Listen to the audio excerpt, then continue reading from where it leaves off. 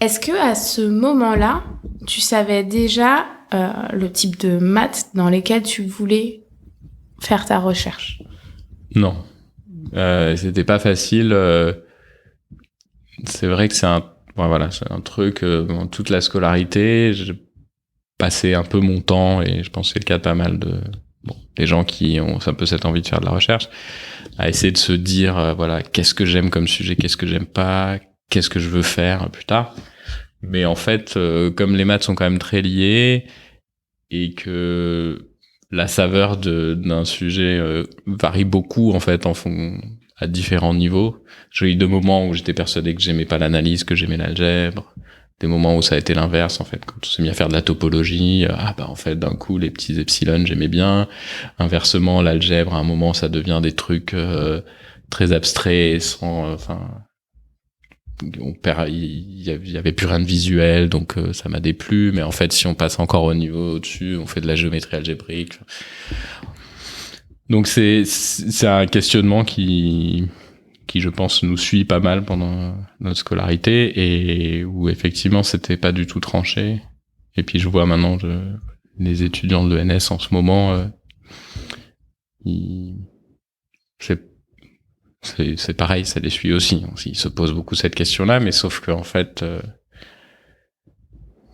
c'est une question, c'est pas facile d'y répondre, et puis en plus c'est pas. Et est-ce qu'il y a vraiment une réponse? En plus, j'ai l'impression que c'est un peu un truc naturel, que ça va se faire naturellement. Tu vas voir où ton chemin va t'amener. Moi, je fais des maths que j'aurais jamais pensé faire.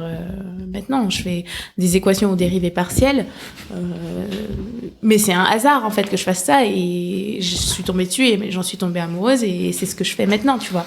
Oui, mais il y a un peu de. C'est bien marrant que tu dises tomber amoureuse, parce que ça me fait un peu penser à. Il y a ce côté-là aussi. Ouais.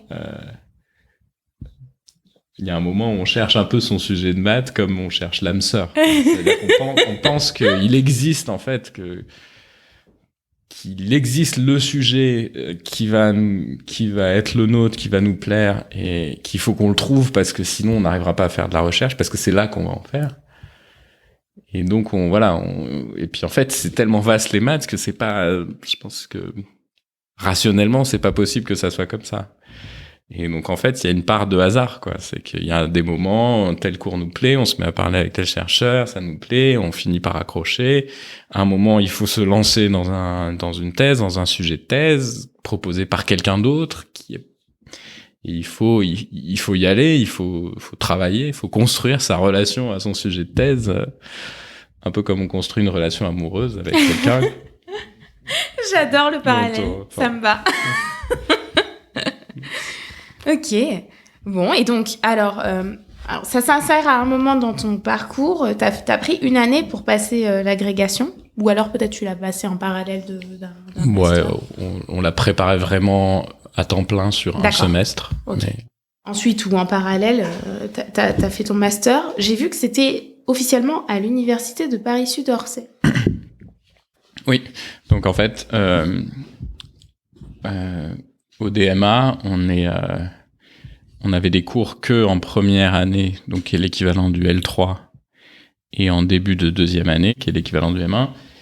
Et ensuite, on partait faire notre master dans d'autres universités parisiennes. Donc il n'y a pas de M2 Il y a pas. Dans c'est un peu en train de changer. D'accord. Donc du coup, tout ton M2, tu l'as fait à Orsay. Voilà.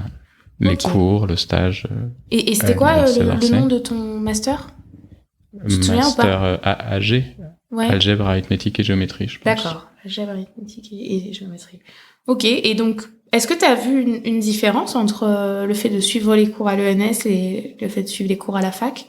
Ou en gros, c'était le même système, il n'y avait pas de changement? Plus on avance, plus on est... moins le cursus est structuré, disons. Et plus il faut travailler par soi-même pour faire le lien entre les différents cours, pour remplir les trous, comme je disais tout à l'heure. Donc c'est un peu dans la continuité de ça, mais sinon j'ai pas vu une différence profonde. Et donc j'ai vu que pendant ton master, donc en l'année de master, il y a un stage Alors, bon, ça dépend des filières. Selon les filières, c'est un stage en entreprise. Nous, en mathématiques, ça peut être en stage, essentiellement avec un chercheur qui va nous donner un sujet sur lequel on va commencer à réfléchir. Et donc, j'ai vu dans ton CV que ton stage était avec Zorin Dumitrescu, qui allait par la suite devenir ton directeur de thèse. Est-ce que tu peux nous expliquer comment la collaboration est née, comment ça s'est fait ? Il était chargé du TD de géométrie différentielle. Et donc, c'est comme ça que je l'ai connu. Et il était donc à Orsay à ce moment-là. Il était maître de conférence. Parce que moi, je l'ai connu à Nice. Il était maître de conférence à Orsay. Il faisait le TD du cours de géométrie différentielle, qui est un des gros cours de premier semestre. Et j'étais venu parler, j'aimais bien les maths qu'on faisait, notamment en TD. C'est là où j'ai commencé à cerner un peu ce que j'aimais dans la géométrie et un peu le type de géométrie que j'allais faire. Et donc je suis allé lui parler un peu des maths qu'il faisait et il m'a tout de suite dit « Ah bah si tu veux, je peux te proposer un sujet de M2 et puis voilà le type de maths que je fais. » Et ça ressemblait justement vraiment un peu à... Donc avec dès le départ, l'idée peut-être de faire une thèse, si le stage était concluant. Voilà, oui. Ça a commencé à Orsay, mais ta thèse, tu l'as fait à Nice, là où on s'est rencontrés. Voilà. Donc, il est passé prof, non, peut-être, entre-temps. Exactement. Donc, il était maître de conf, et l'année où j'ai fait mon M2, il a été recruté prof à l'université de Nice. D'accord. Il m'a proposé d'aller faire ma thèse avec lui à Nice. Il y a pire endroit. Voilà, non, ça me plaisait bien, l'idée de partir de Paris, d'aller à Nice, qui est pas très loin d'Aix, retour dans le sud, machin, ça me manquait un peu. Après, il y a aussi... en fait, à ce moment-là, moi, j'avais décidé de prendre une année sabbatique pour faire de la musicologie. Ah oui, j'ai vu ça sur ton CV. Donc, en fait, j'ai dit, d'accord, mais par contre, pas tout de suite, parce que je vais rester un an de plus à Paris pour... Enfin, 2 ans, en fait, même. Donc, je suis resté 2 ans à Paris pour faire de la musicologie, une année sabbatique et une année qui était en fait ma dernière année de scolarité à l'ENS. Au final, je pense que j'ai quand même pas mal bossé pendant cette période-là. J'ai continué à faire un peu des maths, aller dans quelques conférences. Et donc après, quand je suis arrivé à Nice, ça s'est allé assez vite. Donc effectivement, j'ai mis 2 ans et 3 mois à soutenir ma thèse. Oui. Et donc, je fais des échauffements. On va rentrer dans le vif du sujet.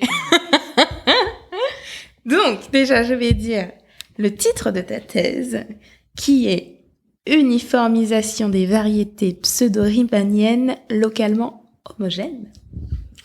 Et alors, ce que j'aime beaucoup, là, c'est que, honnêtement, je pense que je suis au même niveau que les auditeurs qui vont écouter cet épisode, parce que tu fais des mathématiques fondamentales et tu fais de la catégorie, c'est tu fais de la géométrie différentielle ou algébrique déjà, je sais même pas.